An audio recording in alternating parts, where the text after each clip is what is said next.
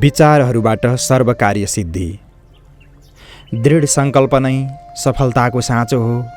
विशेषतः हामीहरूले तथा नवयुवकहरूले के बुझ्नु पर्दछ भने आफ्ना जीवनका कर्ताधर्ता हामी नै हौँ।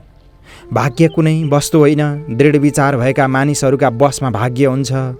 यदि कुनै प्रयत्नमा एकपटक असफलता हुन्छ भने दोस्रो पटक, तेस्रो पटक अथवा यति पटकसम्म अवश्य प्रयास गर्नुपर्दछ जबसम्म कार्य सिद्ध हुँदैन। भनेको छ, विघ्नै पुनः पुनरपि प्रतिहन्यमाना प्रारभ्यचोत्तम जना न परित्यजन्ति। नम्बर 1, बारम्बार विघ्न आउँदा पनि उत्तम जनहरू प्रारम्भिक कार्यको त्याग गर्दैनन्। त्यस कार्यको पूर्ति पर्यन्त उद्योग गर्दछन्।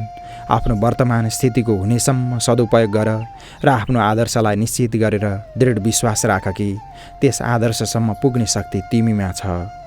यही नै सफलताको मन्त्र हो। हात बाँधेर बसिरहनाले केही हुन सक्दैन। आदर्शको सिद्धिमा कुनै सानो ठुलो कार्य गर्नु परोस् त्यसमा तुरुन्त हात हाल्नु पर्दछ, तर सोचेर बसिरहनु हुँदैन।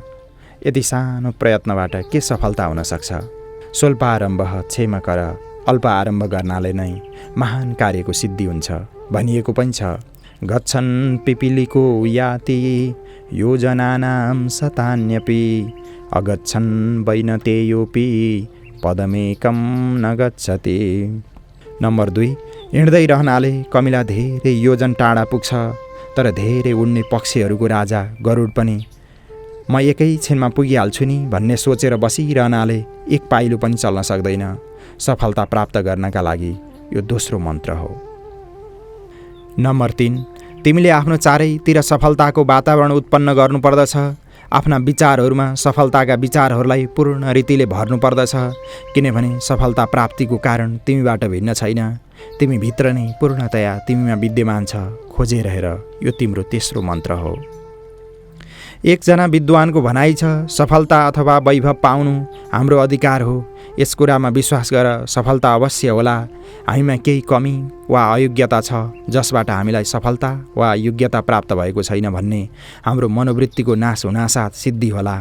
कयौँ पुरुष यस दृढ निश्चयका प्रभावले दरिद्रतारूपी हिलोबाट निस्केका छन्। केवल यस कुराको आशा गर्नाले होइन, तर आफ्नो मानसिक विचारहरूमा रात दिन परिश्रमपूर्वक तिनलाई गर्नाले, जो स्वाभाविक रूपमा नै सफलता र वैभव प्राप्त गराउँदछ। अत सफलता प्राप्तिका लागि तिनलाई सदा आफ्नो मनमा भर्दै रहने गर र दरिद्रता वा भयका विचारहरूलाई हटाएर तिनका स्थानमा सफलता एवं वैभवका विचार निरन्तर दृढतापूर्वक स्थापना गरिराख। विचारबाट अन्तर परिवर्तन। हाम्रो सच्चा जीवन आन्तरिक जीवन हो। त्यसैले सच्चा परिवर्तन बाह्य स्थितिमा होइन, आन्तरिक स्थितिमा गर्नुपर्दछ। जीवनमा बल, सुख, शक्ति, शान्ति एवं आनन्द भित्रबाट नै प्राप्त हुन्छ। जो भित्र छ त्यो समय पाएर बाहिर आउँछ। जो मनमा हुन्छ त्यो वाणीबाट प्रकट हुन्छ। जो विचारहरूमा हुन्छ त्यही कार्यरूपमा परिणत हुन्छ। जो मनमा हुन्छ त्यही तेज रूपले आँखाबाट दृष्टिगोचर हुन्छ। जो शरीरमा हुन्छ त्यही नाडीहरूमा थाहा हुन्छ। यी नियमहरूलाई हृदयङ्गम गर र आफूभित्रका तत्त्वहरूलाई सुधार्दै आफ्नो आन्तरिक अस्तित्वमा स्थित हो। बाहिरी वस्तुहरूको असर मनमा उति नै हुन्छ जति हामी चाहन्छौँ। यदि हामीलाई मनको ढोका बन्द गर्न आउँछ भने बाहिरी वस्तुहरूको असर हामीमाथि हुन सक्दैन। जसरी हामीलाई हृदयको ढोका बन्द गर्न आउँछ, उसै गरी हृदयको ढोका खोल्न पनि आउनु पर्दछ। जुन मानिस या जुन वस्तुको प्रभाव मधुर छ, महत्त्व छ, सुन्दर छ, हितकर छ, उसका तर्फ हृदयको ढोका खोलिदेऊ, अर्थात् नित्य बारम्बार उसको चिन्तन गर। यही नै हृदयको ढोका खोल्नु हो। यसै प्रकारले हृदयको ढोका बन्द गर्ने अर्थ हो त्यस वस्तुको विचारलाई मनमा आउन नै नदिनु। यदि आउँछ भने तत्काल त्यसलाई निकालिदिनु वा सङ्केतहरूद्वारा त्यसलाई निवृत्ति गर्नु। फलानु विचार गइहालोस् यस्तो मनमा भन्ने बित्तिकै त्यो विचार जानेछ, अथवा फलानु तीव्र विचार भस्म भइजाओस् भनी मनमा भन्ने बित्तिकै तत्काल त्यो भस्म हुनेछ। अनिष्ट विचारहरूको परिहार। यो स्वयं अनुभूत गरी हेर।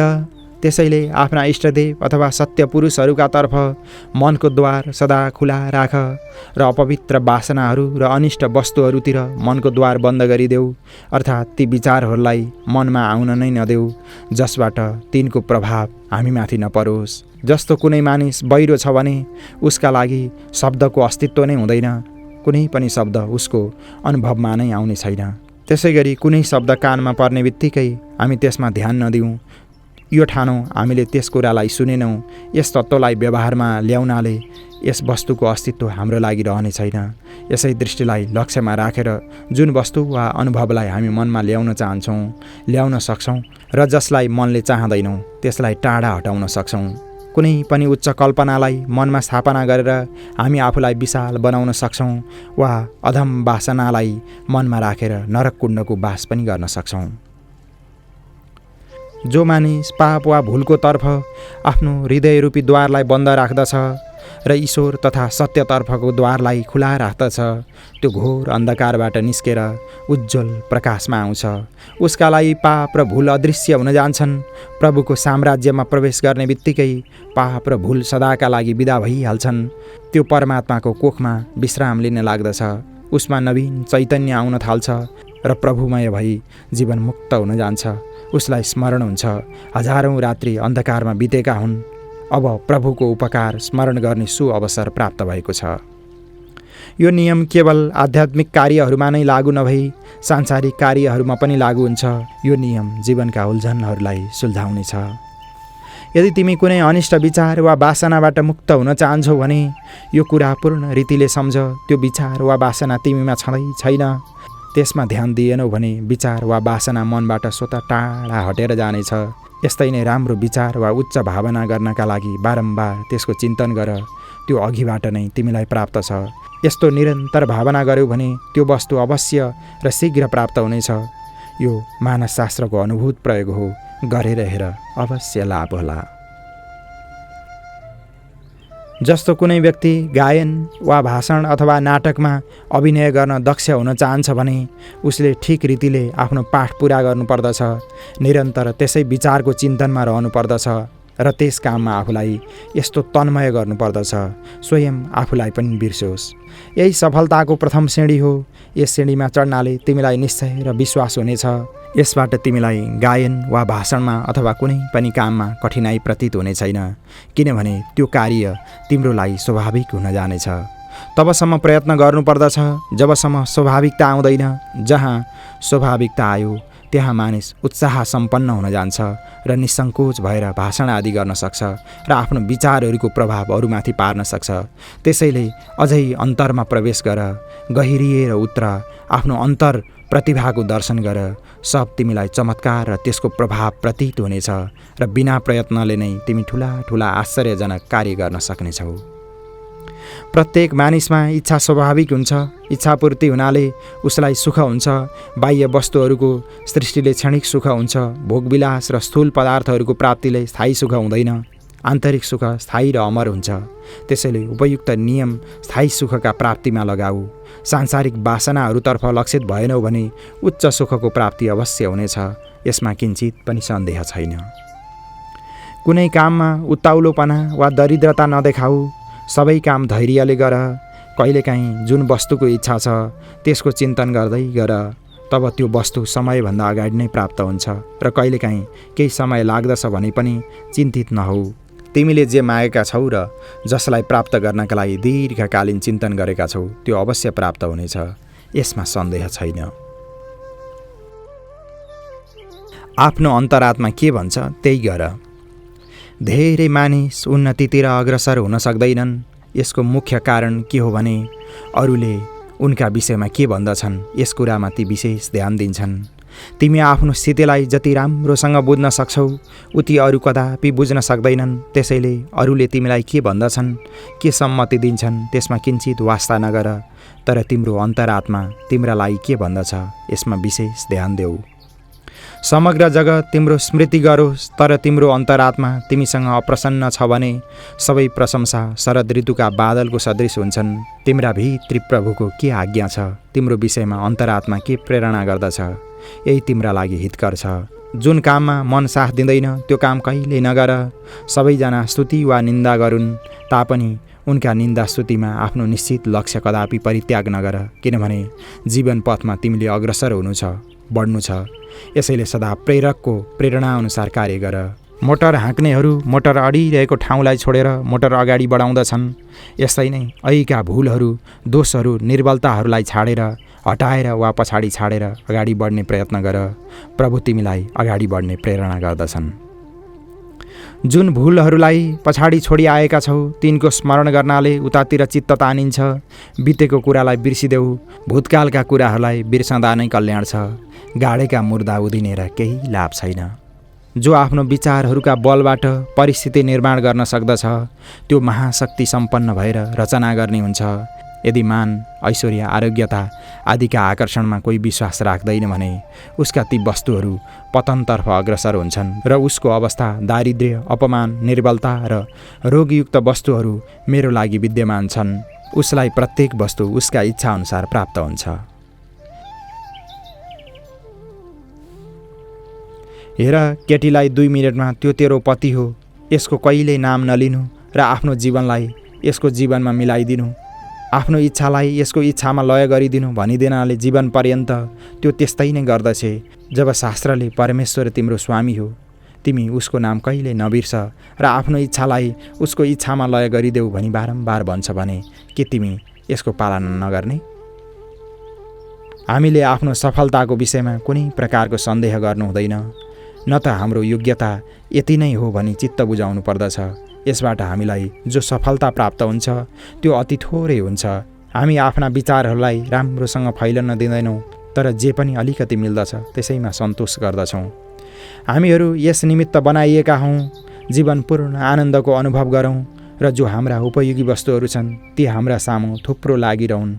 हामीहरू यस निमित्त उत्पन्न भएका होइनौँ कि दरिद्र तथा दुखी भएर जीवनभर सडिरहौँ। यसैले यदि तिमी प्रयत्न गर्छौ भने तिमी यसै अवस्थालाई प्राप्त गर्न सक्छौ। व्यर्थ चिन्ता, भय, शोक, क्लेशका विचारहरूलाई जो आयु र तेजलाई क्षीण गर्ने हुन् त्यागिदेऊ र यो विचार गर, आजसम्म हामीले यस्ता विचारहरूबाट के लाभ उठायौँ, अतः अझै पनि यस्ता अनिष्ट विचारहरूको त्याग गर्नु नै उचित छ। याद राख, जे गर्नु छ त्यसका लागि केही समय र प्रयत्नको आवश्यकता छ। यसैले यदि तिमी आफ्नो जीवनलाई उत्तम बनाउन चाहन्छौ भने केही समय सद्विचारहरूमा लगाउने प्रयत्न गर। यसबाट तिम्रो जीवन शोक, मोह, चिन्ता आदिबाट छुटेर आनन्दमय बन्न जानेछ।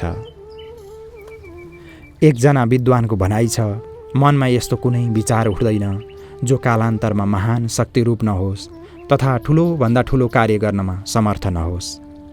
कुनै विचार यदि दिन, पक्ष, मास वा वर्षहरूमा दोहोऱ्याइन्छ भने अन्त्यमा त्यो अवश्य सफल हुन्छ। जस्तै खिया लागेको शस्त्रलाई बारम्बार घोट्नाले स्वच्छ भएर चम्कन लाग्छ र महत् कार्य गर्नमा समर्थ हुन्छ। उसरी नै विचारधाराबाट भाग्य बन्दछ र बिग्रन्छ, किनभने विचारबाट इच्छा र इच्छाबाट कार्य एवं त्यस कार्यलाई बारम्बार गर्दै रहनाले स्वभाव र स्वभावबाट चरित्र तथा चरित्रबाट भाग्य बन्दछ। त्यसैले विचार नै मूल कारण हो। जीवनलाई सुधार्ने र बिगार्ने विचार नै हो। उत्तम विचारहरूका उत्पत्तिको उपाय। वीतराग विषयं वा चित्तम। यस्तो एक योग सूत्र छ, अर्थात् कुनै सदाचारी पुरुषको सङ्गत गर। यदि भाग्यवश यस्तो सङ्गत प्राप्त हुँदैन भने उत्तम पुस्तकहरूको अध्ययन गर्ने गर।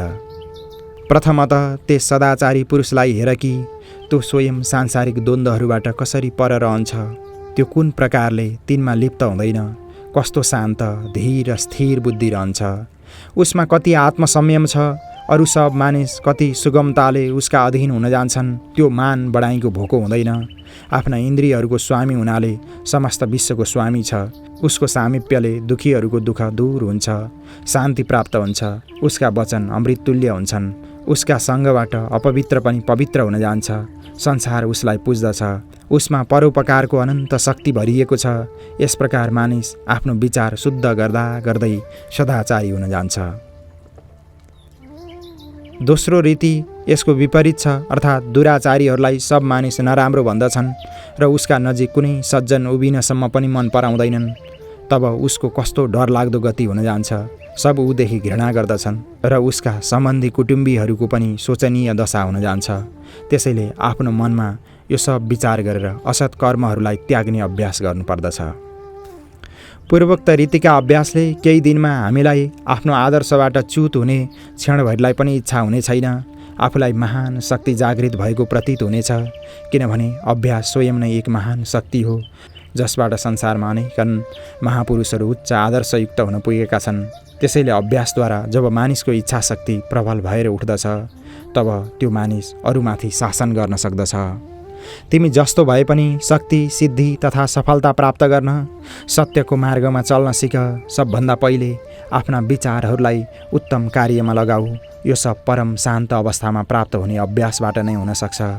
त्यसैले प्रातःकाल या रात्रिको एकान्त स्थानमा बसेर कुनै प्रिय वस्तुमाथि ध्यान लगाऊ। यदि त्यसबेला मन लागेन भने पनि जबरजस्ती त्यसमा मन लगाऊ।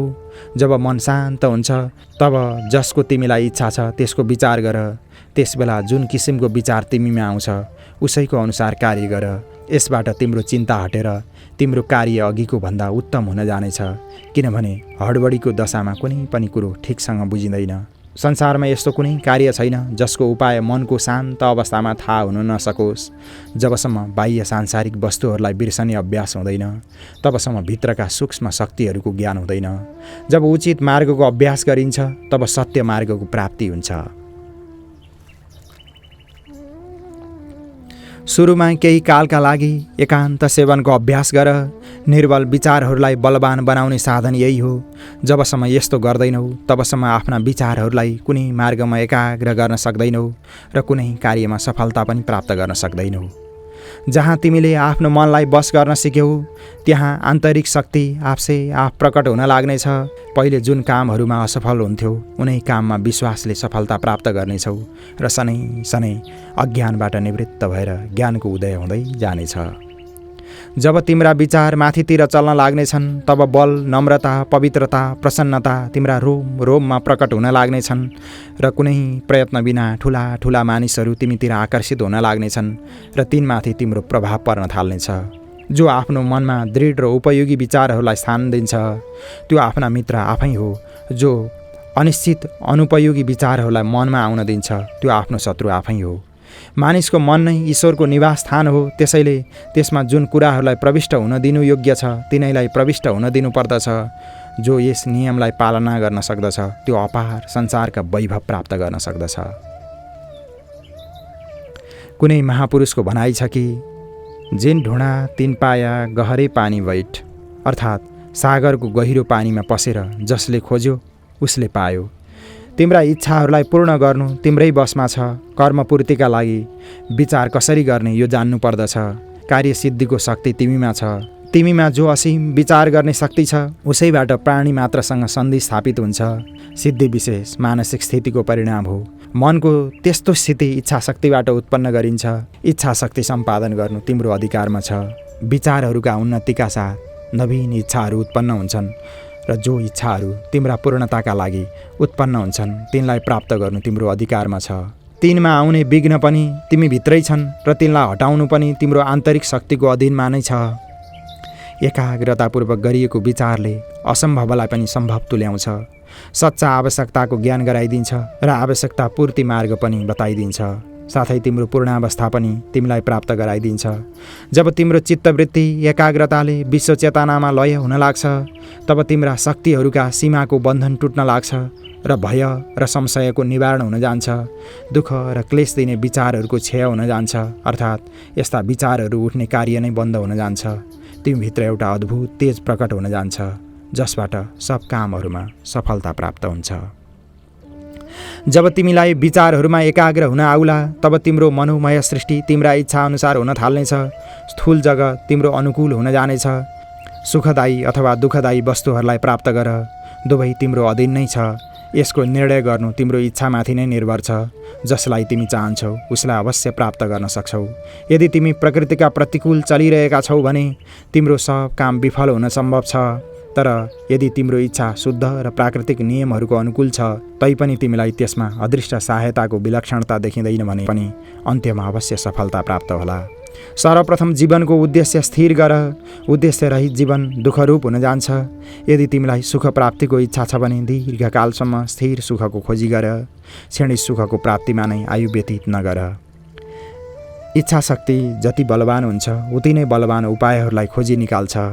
जहाँ इच्छा छ त्यहीँ उपाय छ। यदि तिमी कहिलेकाहीँ हताश, निराश या हतोत्साह हुन्छौ भने मनमा उच्च शक्तिहरूबाट अझै तिमीलाई सहायता मिलेको छैन भन्ने जान।